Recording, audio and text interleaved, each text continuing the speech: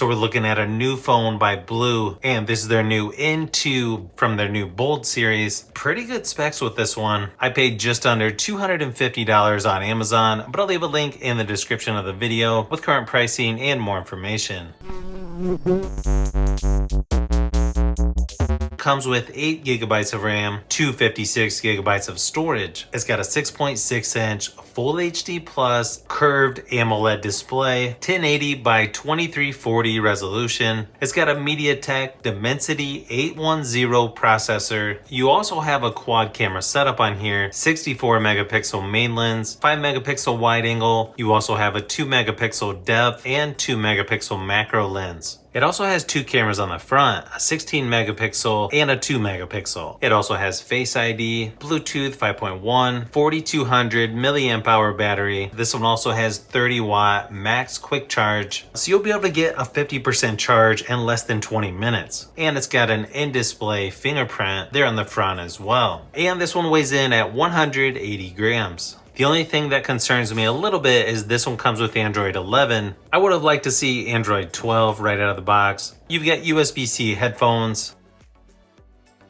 You've got a headphone jack adapter. USB-C to USB-A charging cable. USB-A wall adapter is included with this one. SIM card or micro SD card removal tool. You've also got a sticker in here. And of course, quick start guide. They even throw in a case here as well. Always nice to see. Okay, this is actually a really nice texture here on the back. Almost feels like it has a leather type skin on the back. You can see around the edges, super shiny on this one. Micro SD card tray there on the bottom, along with the speaker and USB-C charging port. I gotta say, this actually feels more expensive than what it actually costs. I sort of like the camera design on the back of this too. A little more unique than what you're seeing from some of the competition. Even though this is an unlocked phone, I believe this is only going to work with T-Mobile or Metro PCS. It's not going to be compatible with AT&T, Cricket, Verizon, or Sprint, unfortunately. Nice animation there for the fingerprint scanner as well. I kind of like the software on here. It's pretty close to stock Android, just slightly different. Swipe left of the home screen, you got your Google Discover or Google Newsfeed. Swipe down, you're going to get your notification, screen brightness. You've got most of your basic stuff here like Wi-Fi, Bluetooth, sound, flashlight, super screenshot, airplane mode, do not disturb, location, auto rotate, battery saver, calculator. You've also got alarm, camera, screen record, and nearby share. You can also add other stuff like hotspot, data saver, nightlight, invert colors, and screencast.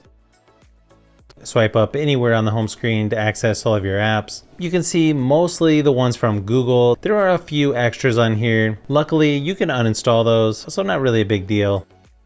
You can see it's only using about 6% of the 256 gigabytes of storage. So yeah, it's definitely going to take a while for me to fill this up. It is on Android 11 as of this video, July 5th, 2022 security update. Surprisingly, it comes with the 3-button navigation down here at the bottom. Most other companies are switching to gesture navigation. I actually prefer this one. It's a little bit faster in my opinion, but that's going to be personal preference. Nice thing is you can switch around the buttons if you like. You can also switch it to gesture navigation. You can also hide the navigation bar. You've got different background colors.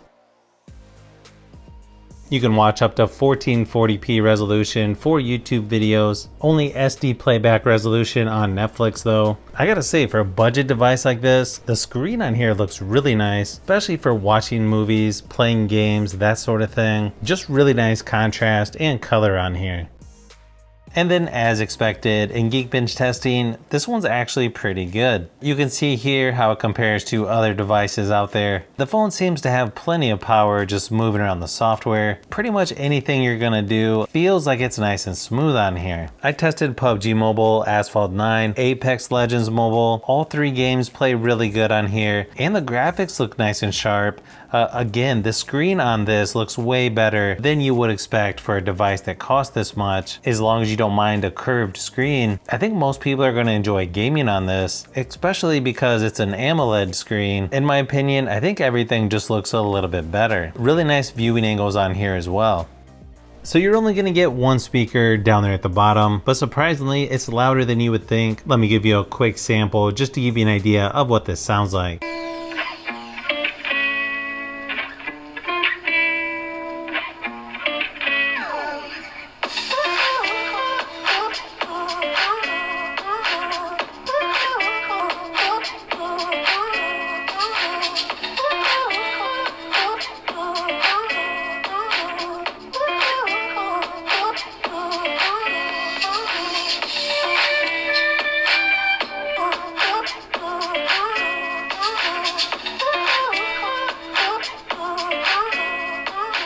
Now inside the camera app, pretty simple stuff here. You got video, photo, portrait, and then when you hit more, there's a lot of options. Night mode, pro mode, 128 megapixel, GIF, beauty, panorama, slow motion, time lapse, intelligent scanning, and macro. You've also got some options over here to choose from in video, photo, and so on.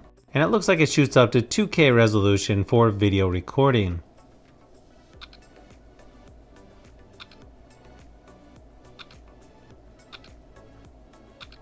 Not gonna be the fastest shutter speed out there, but I gotta say, it looks pretty decent just in my studio lighting. Let me go ahead and give you a few samples of photos and video just to give you an idea of what to expect.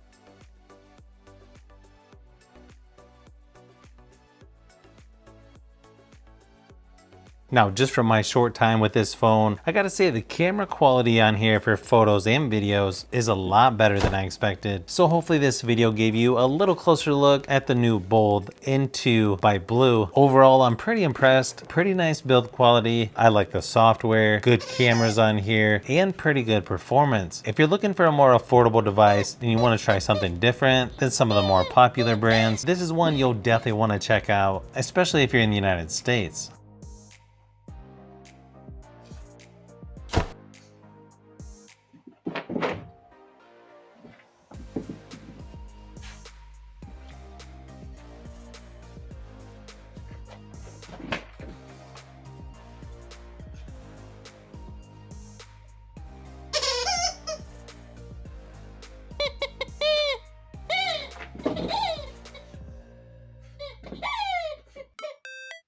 So if you've made it this far into the video, you may want to say thanks by subscribing, and don't forget to give a thumbs up if this video was helpful. This is Brian from Fishbee Productions. Thanks for watching, and I'll see you on the next one.